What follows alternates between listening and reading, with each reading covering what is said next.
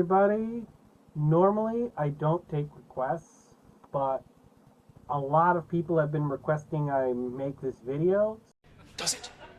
No? Are you sure? Are you sure? Are you sure? Are you sure? And if you like this channel and you like this video, consider subscribing. You can always unsubscribe later if you don't like it.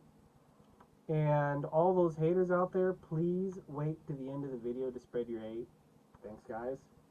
Now, we are going to be talking a lot about James Potter and the deaths at Godric's Hollow. And for this video, I'm going to be assuming that you have at least watched a single Harry Potter movie and you know about Harry and how his parents died. I was planning on saving my happy positive comments about James Potter till the end, but since I know the James Potter fans will kill me if I don't do this,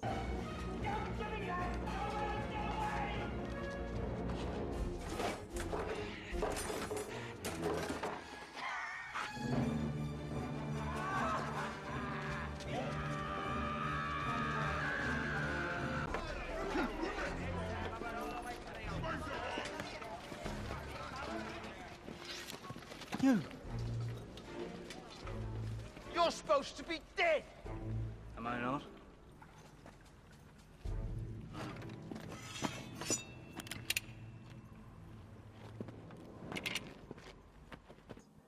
I'm going to start with the happy comments now, and I'll get to my point afterwards. Now, for starters, James Potter is a pretty relatable character.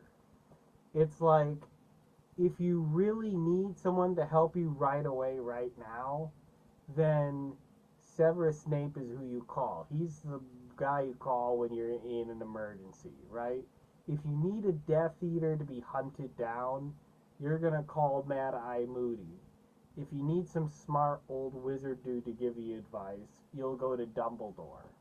But James Potter is a relatable character. He's that character who you would invite to your party. James Potter is a social character, and out of all the Harry Potter characters, he's probably the one you'd want to bump into on the street. And he can also be pretty friendly and when he wants to. And there are certain things about these characters that define them, because they have these character traits. Like, Voldemort is never going to be a nice person, right? The Weasleys are never going to join the Death Eaters, right? Bellatrix is never going to start a charity, and James Potter is never going to stiff you with the bill if you grab a drink with him. You drank all this? We had some help from my new friends. He says that he hasn't got any money. So it looks like you'll have to pay. I can't afford this. You better find someone who can.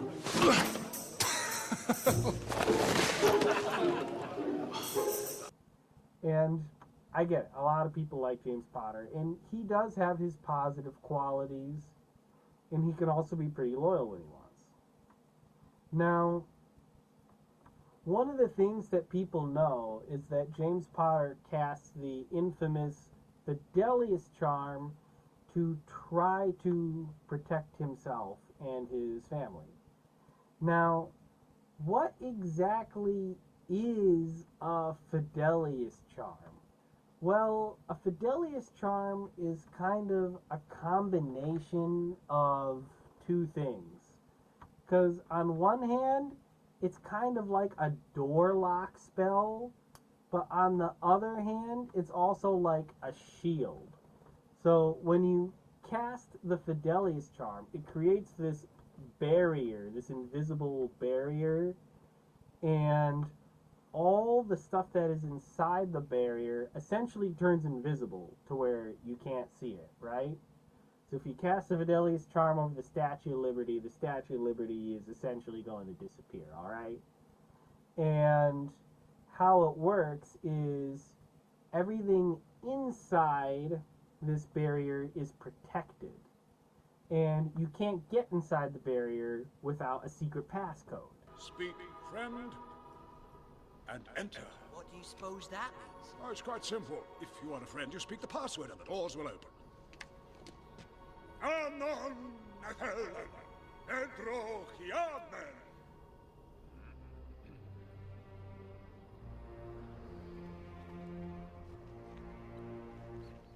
Venas Nagothim.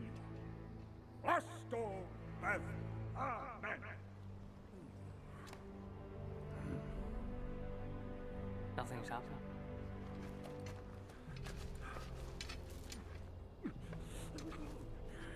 I once knew every spell in all the tongues of elves. Then, in walks. What are you going to do then? Knock your head against these doors, Peregrine Took, and if that does not shatter them, and I am allowed a little peace from foolish questions, I will try to find the opening words. The secret passcode is essentially trusted to the secret keeper. And so you essentially have this shield that stays in one spot, and that is the Fidelius Charm, and you need a secret passcode that's entrusted with a secret keeper to essentially get in this stationary shield, and everything inside seems to turn invisible. And that's the layman's terms for how it works, right?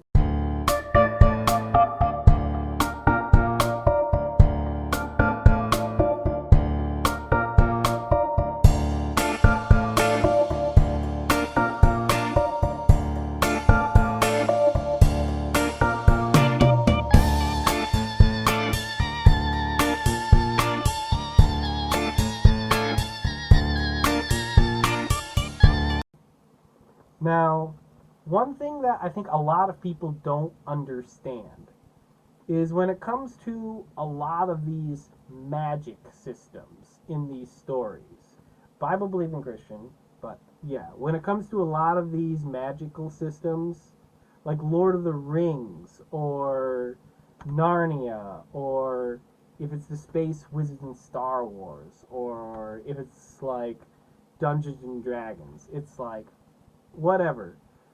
There are like these different rules that are kind of in play universally across most magical systems, I guess you could say.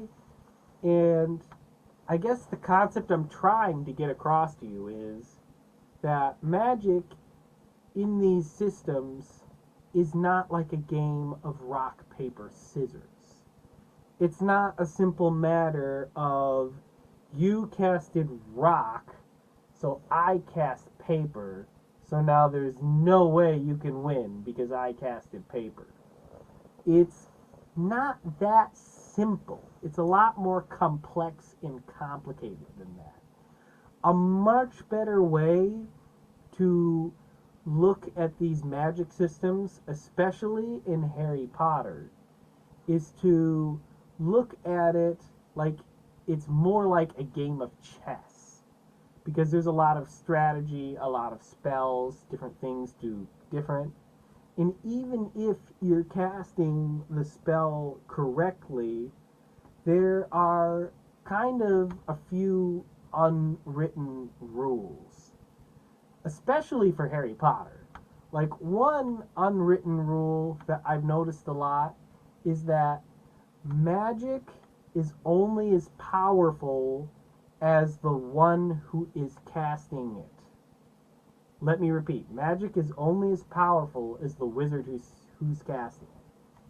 So essentially, if my magic is more powerful than your magic, I can overpower your spell. Now, let me give you an example.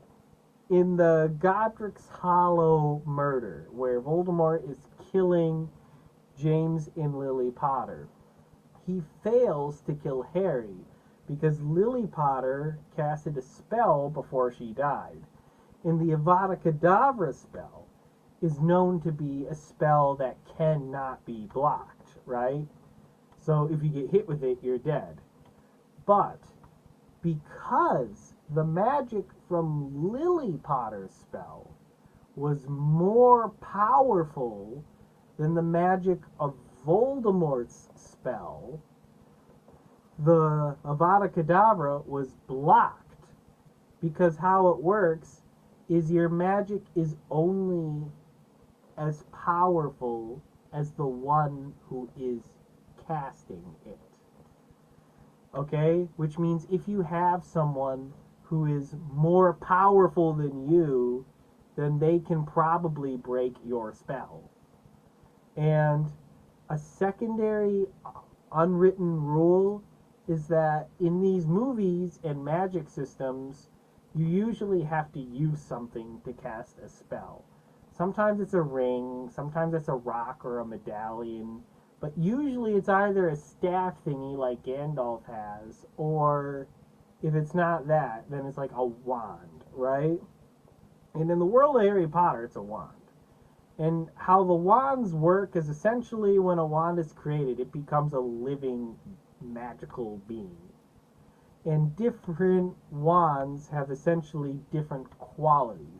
If you have a broken wand or a low quality wand in the world of Harry Potter, then it's not going to work out for you well. It will probably kind of work similar to the way Ron's wand worked. She'll pay for that one, Malfoy. Eat slugs!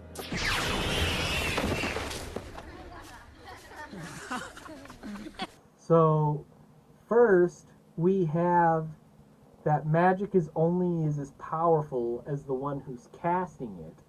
Secondly, we have the quality of the wand that you're using to cast your spell. And the third aspect is where is the loyalty of the wand? Because in the Harry Potter series, these wands are essentially living magical creatures capable of having loyalty and thoughts and opinions. And so if your wand isn't loyal to you specifically, that is another reason why your spell might backfire. A very good example of this is in the Deathly Hallows. Because in the Deathly Hallows, Voldemort comes to the realization that his wand is pretty much an exact copy of Harry's wand. Because these two wands are pretty much exact copies, they have the same quality and perhaps maybe even conflicting loyalties, and he can't overpower Harry. So he wants to get a higher quality wand that's different than the one he already has, because he wants to kill Harry. So he gets the Elder Wand in the Deathly Hallows. But the problem is that the Wand of the Deathly Hallows isn't loyal to Voldemort. And that is a very big plot point. Voldemort spends a lot of time in the plot trying to figure out how to make the wand loyal to him. Because if the wand isn't loyal to you, that is another reason why the spell might backfire.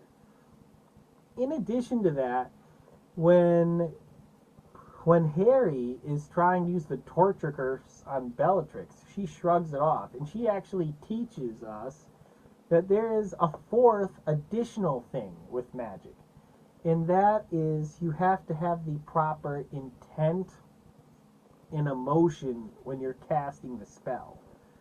And in the fifth movie, she's essentially telling Harry, well, more book than movie, but what Bellatrix is saying is she told Harry that you have to have the proper intent when casting the spell.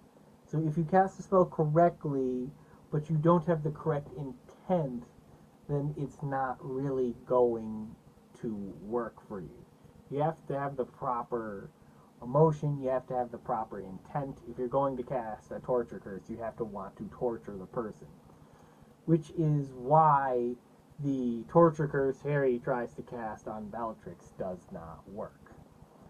And so we essentially have 4 different things that can affect how a spell works, right? Because even if you cast it correctly, it's only as powerful as the one who's casting it. So, yeah, your Fidelius Charm will easily keep your run-of-the-mill wizards out, but when you reach the Dumbledore, Voldemort, the Gandalf and Saruman kind of level wizards, then that kind of is when you get to the point to where I'm not really sure. And then there are these other side things that you kind of have to note, because most spells either have a counter spell, some sort of time limit for how long it'll be in effect, or there is a way to counter this spell. Like, let's say you wanted to cast a fireball spell, and there's no way in Magic you can cancel out a fireball spell. Well, what the other person could do is they could cast a water spell to put out your fire, right? It's like, again, Magic is more like a game of chess. It's not necessarily a matter of, oh, I casted this spell, so now there's no way to break through. And that is a big, big mistake that James and Sirius Black make. They think that just because they casted the Fidelius Charm, they assume that there's no way to break the spell, and that the only way you could get to it is by going through the Secret Keeper. Which brings me to another point. A lot of people seem to think that Peter Pettigrew betrayed James Potter, but two things. One, we never actually arrested Peter Pettigrew. He never got put on trial, and there was no real investigation that I know about, really, so we don't even really know if Peter Pettigrew actually betrayed the Potters. I mean, we know Sirius Black says that he did, but Sirius Black is also the same guy who thought it would be a funny practical joke to feed a child Snape to a werewolf. So I'm not going to take his word for it. Do you expect to leave me standing on some beach with nothing but a name and your word it's the one I need, and watch you sail away in my ship? No. I expect to leave you standing on some beach with absolutely no name at all, watching me sail away on my ship, and then I'll shout the name back to you. Savvy? But that still leaves us with the problem of me standing on some beach with naught but a name and your word it's the one I need.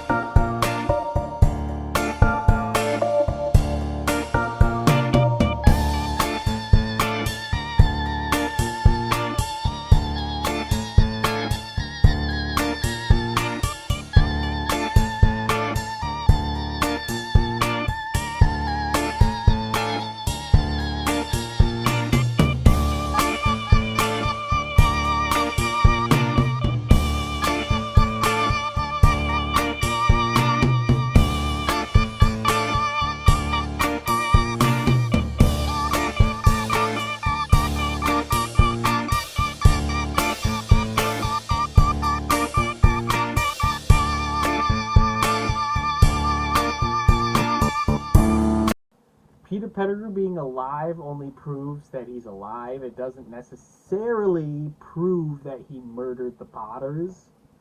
And also, on a side note, there's the question of what really resulted in the death of the Potters.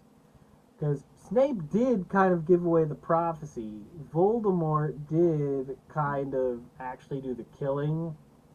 Maybe Peter Pettigrew was involved, but was there anything James Potter could have done to kind of help prevent this situation?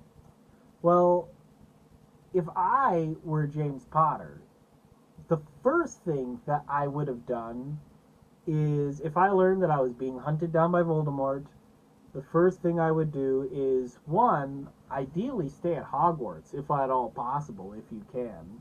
Because if you're James Potter, you're rich enough so you can afford to live there. Tons of secret passageways and rooms that you could easily Fidelius Charm.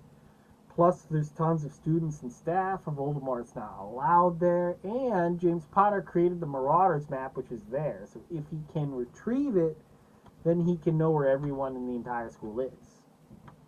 Now, if staying at Hogwarts is not an option, a secondary option would be to get a house elf.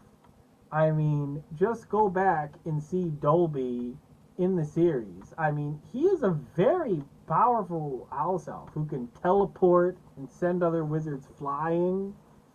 Maybe if he had a house elf, maybe that could have helped.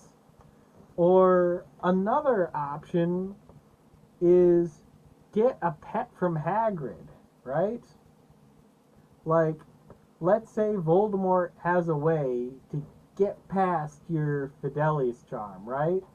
Well, go to Hagrid and ask him for an animal that can help guard you, right?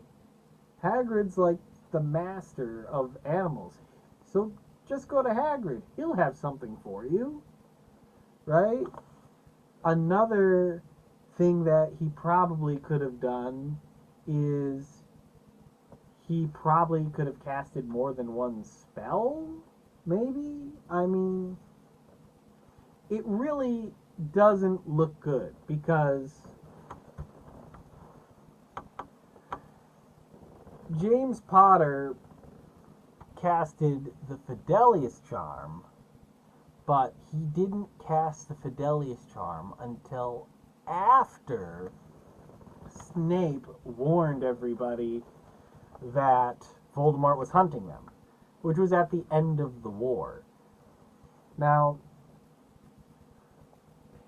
it really doesn't look good, because if you look at the Longbottoms, what they did is they left their son with his grandma. They left Neville Longbottom with his grandma while they went to war so that their son would be safe.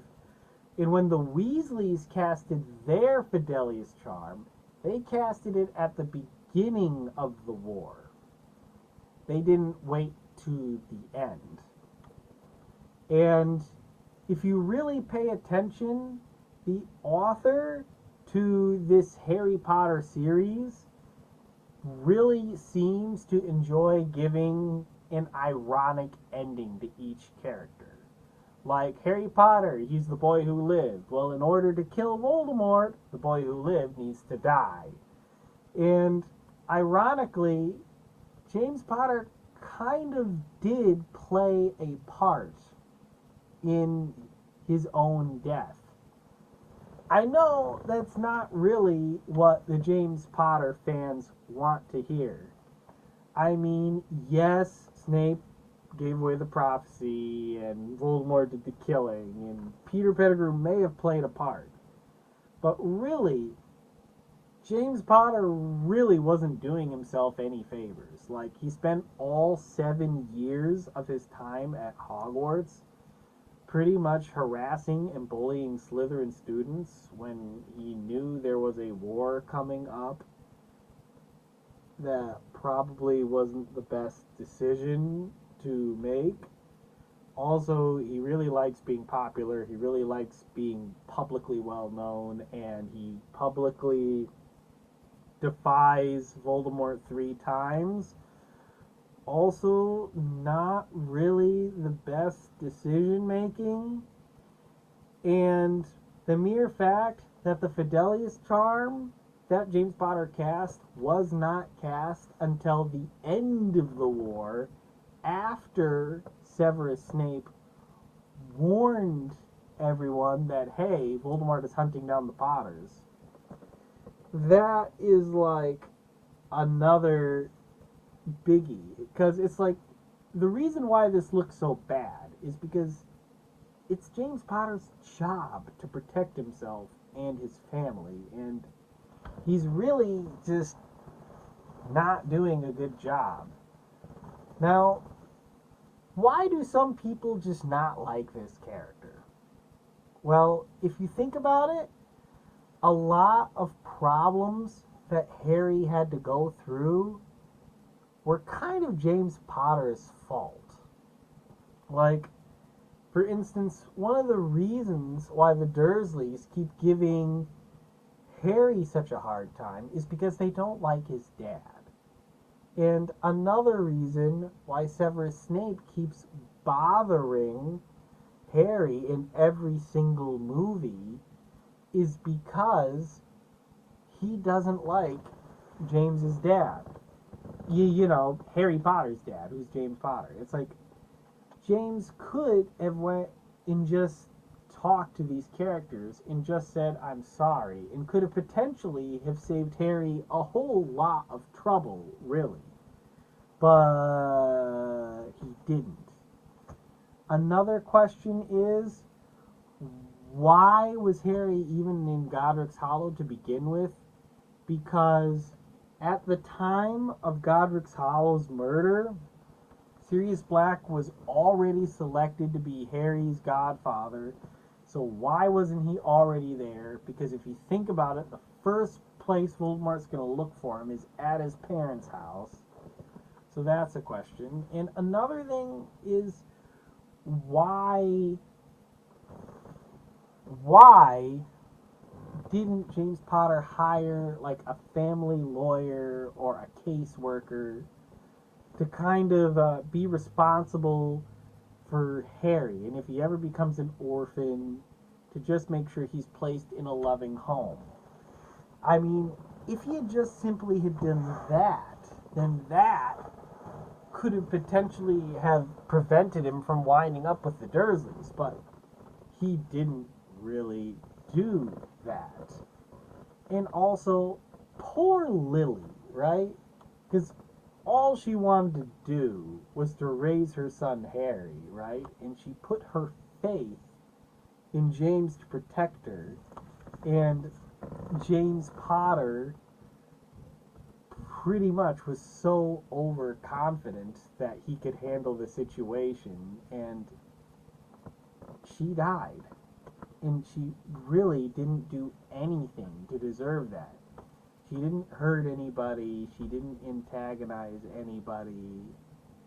But because of James Potter's own stubbornness, she died. And I feel like this is kind of a big reason why a lot of people do not like this character.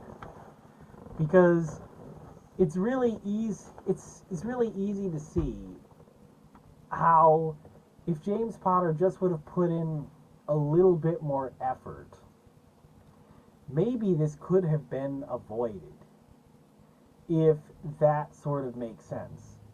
Also, side note, if you ask your friend to be a secret keeper, then doesn't that mean Voldemort might try to hunt down and torture your friend to get the secret so that they can come back and torture you and get past your Fidelius Charm? So if Voldemort would have to torture your friend so he can get past the Fidelius Charm to kill you, wouldn't that make it a bit weird to ask your friend to be a secret keeper? Because doesn't that sound like you're asking your friend to just die in your place? Now, I haven't covered every single reason why people don't like James Potter, but it really does feel like Harry really suffered the worst, because James Potter doesn't have time to hire a family lawyer or a family case attorney, but he has time to buy his 2-year-old son the fanciest broom that money can buy.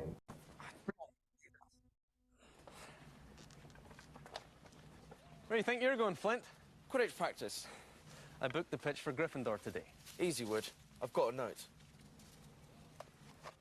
Uh-oh, I smell trouble.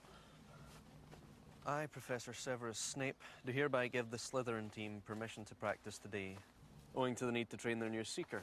You've got a new Seeker. Who?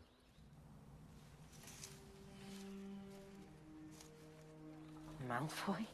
That's right. And that's not all that's new this year.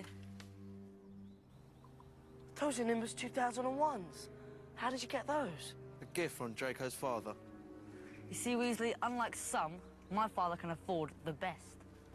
Because when Harry, of course, reaches the proper age, he will, of course, go to Hogwarts, and he will, of course, play Quidditch, and he will, of course, use the finest broom, because no son of mine will use a low-quality broom. And it's like, just think about it. If James would have said, "I'm sorry" to Snape, maybe Snape would have left Harry alone. If James had just put in more effort to protect himself and his family, it's like, why didn't he go and stay at Hogwarts or stay somewhere else?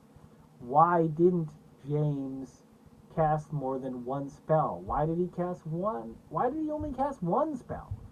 Because if the spell fails, then you're doomed. He could have gotten like a pet from Hagrid to kind of help protect everybody, right? Hagrid has tons of pets. He could have gotten a house elf to help. I mean, they seem to be really powerful. Also, in the movies, teleportation or apparating seems to be a universal ability that everyone has. I mean, correct me if I'm wrong, but why couldn't they just teleport out of the area? Odd. No one likes a character that's essentially a goddess, that's flawless, right? It's like, nobody likes that. And James Potter is a flawed character. Yeah, he can be pretty nice, he can be pretty relatable, and he's the ideal guy you want to invite to a party, and he's a party guy. But he can also be pretty stubborn, and probably the only truthful thing Snape said about him is, yeah, he's also pretty arrogant. And that's okay. If the James Potter fans want to continue liking James Potter, then they can continue to like James Potter. But I think it's important to note that characters are flawed. We don't need to die in a rock and pretend that our characters have no flaws. Some of my favorite characters are flawed, and if people make a fair point, hey, this character sucks, he did this wrong, I'll agree with them and I'll go, yeah, you know what, you're right, that sucked, but I still like my character anyway.